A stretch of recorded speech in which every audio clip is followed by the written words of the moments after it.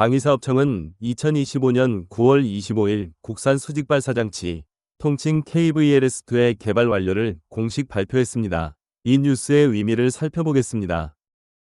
KVLS-2를 개발하기 전 해군은 미국의 MK-41 미사일 발사대를 함정에 배치했고 이후 KVLS를 개발하여 혼합 배치하여 사용하고 있었습니다. 한국형 KVLS를 개발하지 않았다면 무슨 일이 벌어졌을까요?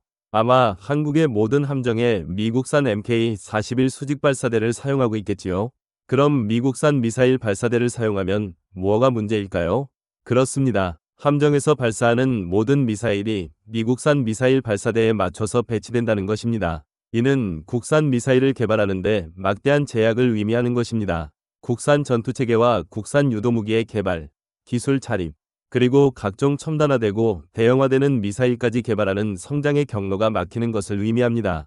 한국은 끊임없는 연구개발로 미사일 수직발사대를 개발하여 실전 배치했는데 그 결과물이 오늘 우리가 부르는 KVLS입니다. KVLS는 단거리 함대공 미사일 해궁, 대잠미사일 홍상어, 장거리 순항미사일 등을 함정 크기에 맞춰 혼합 탑재하도록 설계되었습니다. KVLS를 만들지 않았다면 대공미사일, 대잠미사일, 순항미사일 등을 MK-41VLS에 호환되는 외국산 무기로 구입해서 배치해야 합니다. VLS가 탑재된 모든 함정에 외국산 미사일이 탑재되면 당연히 들어가는 외화가 천문학적인 겁니다. 또한 한국 해군은 이미 SM-2의 결함 문제에서 외국제 미사일의 단점인 신뢰성 관리가 어렵다는 것을 표절이게 느꼈고 아예 개발 중인 LSM의 함대공 파생형으로 SM-2를 대신하려고 하고 있습니다. 이렇게 국산 함상 미사일을 한두 종 개발하는 것도 아니고 대지, 대잠, 대공, 대함미사일식으로 종류가 늘어나고 있다면 당연히 국산 VLS가 있는 것이 절대적입니다. 현대 해군에서 수직발사대 VLS는 왜 이렇게 중요해졌을까요? 핵심은 세 가지입니다. 첫째, 발사 각도를 돌릴 필요가 없습니다. 미사일을 갑판 아래 수직셀에서 바로 쏘아 올리고 일정 높이에서 원하는 방향으로 몸을 틀어 목표로 가는 구조입니다. 그래서 함정을 돌리거나 발사대를 조준하느라 시간을 낭비하지 않습니다.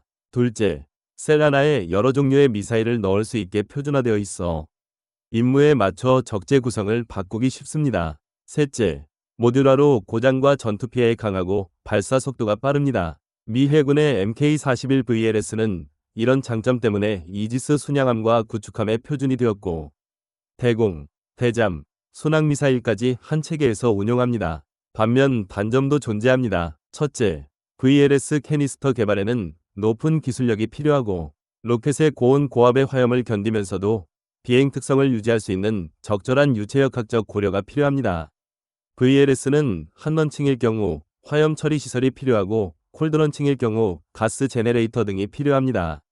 이런 부가 장비 때문에 단순 경사발사대나 회전식 발사대보다 더 많은 공간을 요구하는 경우가 많은 관계로 소형함에 장착하기는 힘든 경우가 많습니다. 이렇게 기술적 난제도 많은 게 VLS이지만 즉각 전투체계에 반응할 수 있다는 장점 때문에 미군에서도 MK-41 수직발사대를 사용하다가 MK-57을 개발 중입니다. 즉 더욱 발전시켜서 더 커지고 더 깊어진 수직발사대를 개발 중에 있는 것입니다. 그렇다면 한국형 수직발사대 KVLS는 어디서부터 시작됐을까요?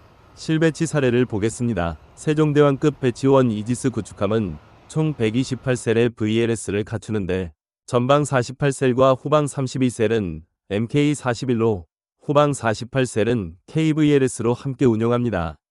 그래서 SM-2는 MK-41에서 발사하고 현무3 홍상어 등은 KVLS-1에서 발사하는 식의 국산과 미국산 병행체계를 운영했습니다. 한편 중형급의 대구급은 16셀 KVLS-1을 탑재 해궁, 홍상어, 해성의 조합으로 임무에 투입되어 왔습니다. 그런데 시간이 흐르며 문제가 생깁니다. 첫째, 더 크고 더 뜨거운 추진제를 쓰는 신형 요격미사일과 장사정 타격무기가 등장했습니다. 둘째, 한 셀에서 더 다양한 무장을 돌려 쓰는 유연성이 요구되었습니다. 셋째, 함정마다 다른 배치 즉 미사일마다 배치의 제약을 줄이는 설치 편의성이 요구됐습니다. 결정적으로 차세대 KDDX와 세종대왕급 배치 2가 가세하면서 국산 장거리 함대공, LSM 해상형 같은 대형 미사일의 수직 발사대 호환이 필수 과제가 되었습니다. 이 요구 조건이 KVLS-2를 개발하게 된 가장 큰 이유입니다. 그럼 KVLS-2 개발 발표의 핵심을 정리해드리겠습니다. KVLS-2의 개발이 5년 만에 완료됐습니다. 사업 주도는 K방산의 대표주자 하나에어로스페이스가 맡았습니다. 개발 목표는 애니셀, 애니미사일입니다.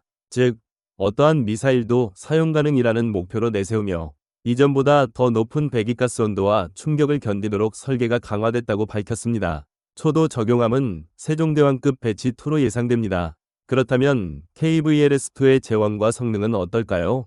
공개 수치 기준으로 4셀 모듈 크기 약 가로 3m, 세로 2.4m, 깊이 9.8m급으로 알려져 있습니다. 즉, KVLS-1 대비 셀 깊이가 크게 늘어 장거리 대공미사일, 대탄도미사일, 중대형 순항미사일, 극초음속 미사일 계열까지 수용 영역을 넓혔다는 의미입니다.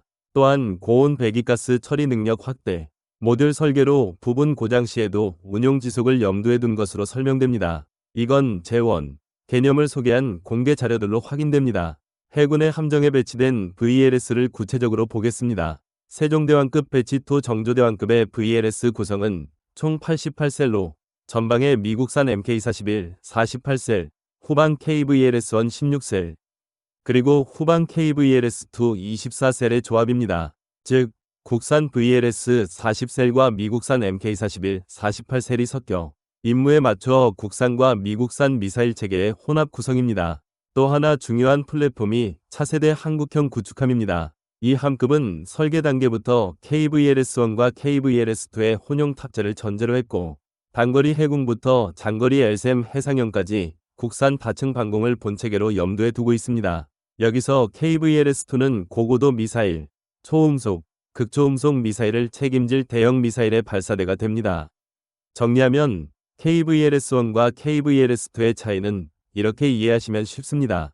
KVLS-1은 국산 표준 길이 VLS, KVLS-2는 여기에 부피와 길이를 확장하여 더욱 고열화, 고진동화된 환경을 견디고 고냉각 기술을 적용하여 더 크고 더 무거운 고성능 미사일까지 품도록 한 차세대 미사일 발사대입니다.